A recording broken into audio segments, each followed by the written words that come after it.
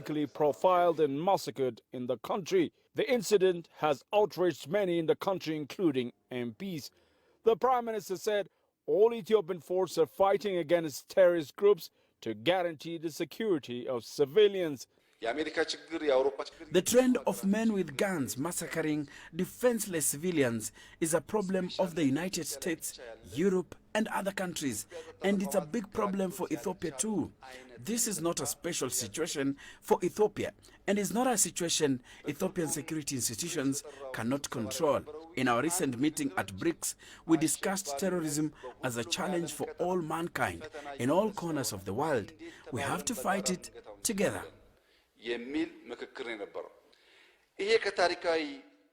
This is the second time in a month Prime Minister Abiy Ahmed has addressed the parliament on mostly the dire security situation of the country. The Prime Minister disclosed there is now a proxy war waged against the country in all directions. We are facing a proxy war in this country. Also, there are traitors here, and there are those who are bought by their masters. And that is why we see these traitors making a huge effort to kill their fellow citizens. The Prime Minister also assured MPs his government will defend the country from any foreign aggression and violent intervention.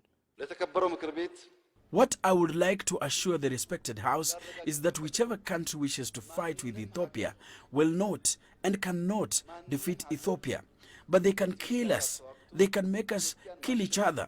They can put economic pressure and weaken us. They have done this for years and years, but they can never destroy Ethiopia. The government is under massive pressure following the killing of more than 300 people in the Oromia region in two separate attacks in 2 weeks.